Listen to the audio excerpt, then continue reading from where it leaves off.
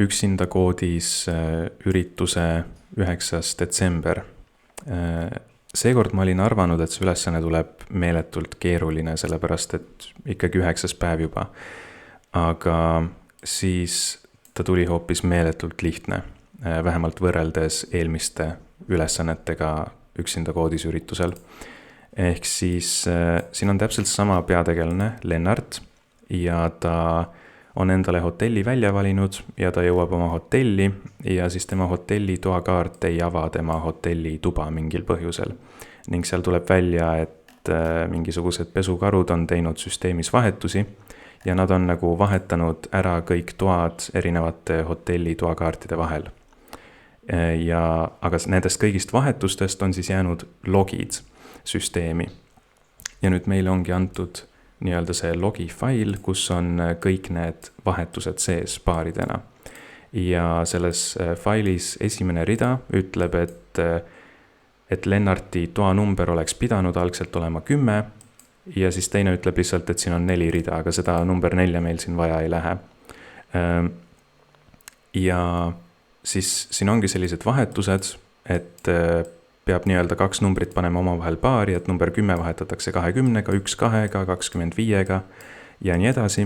Ja siis küsimus on selleks, et mis on Lennarti hotellitoa number lõpuks, kui kõik need vahetused tehtud on. Ja siit tulebki niimoodi ilusti välja 30. Ja minu lahendus, alguses ma näitan seda lahendust, mis ma esimesena tegin, millega ma sellest ülesandest läbi sain ja siis ma hiljem mõtlesin välja ühe palju parema ja ägedama lahenduse. Ehk siis siin ma lihtsalt loen kõik need read sisse sellest failist ja siis me võtame selle toanumbri, jätame toanumbri meelde kõige esimesest kohast ja siis meil on üks selline suur for tsükkel, mis on selline väga püütonlik kood, et kõik need numbrid siit kätte saada rida-rea haaval. Ja me lähme kõigist ridadest läbi ja siin ma võtan esimesed numbrid ja teised numbrid. Ehk siis, kui me oleme siin nagu ühe rea peal, siis ma võtan kõik numbrid, mis on nii-öelda paaritul kohal, ehk siis 10, 1 antud real. Ja siis teise ma võtan näiteks 20 ja 2, mis on siis niimoodi üle ühe hüpates. Ja siis me lähme for tsükliga, lähme nendest läbi ja siis vaatame, et kui üks nendest 2 numbrist selles paaris läheb kokku meie hetkelise toanumbriga, siis me lihtsalt vahetame selle toanumbri selleks teiseks pooleks selles paaris. Ja siis, kui me seda teeme igale reale niimoodi, siis lõppkokkuvõttes me saamegi välja printida selle toanumbri, mis Lennartil nüüd on, ehk siis 30. Ja siin ma vahepeal ka prindin välja kõik need read, mis ma olen täisarvudeks konverteerinud.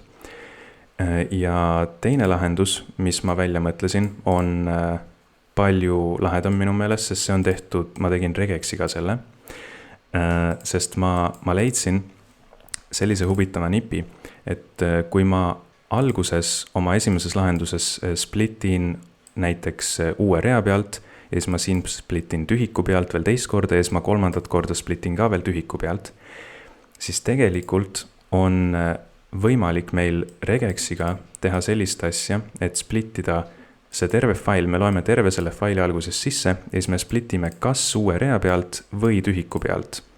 Ja kui me sellist asja teeme, siis me saame tegelikult sellise järjendi, kus kõik need numbrid on sisse loetud ja nad on kõik puhaste täisarvudena. Ja peale seda on põhimõtteliselt see ülesanne juba lahendatud, sest terve see ülesanne suures osas oligi, et kuidas nii-öelda failist läbi minna.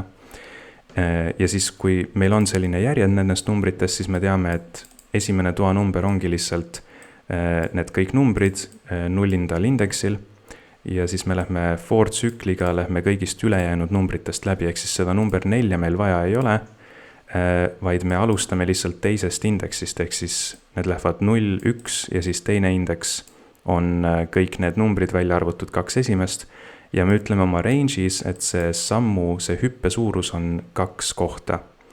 Ja siin me teeme üks ühele täpselt sama asja, et me ütleme, et kui üks nendest 2 poolest on siis meie hetkeline toanumber, siis me muudame oma toanumbri selleks teiseks pooleks selles paaris.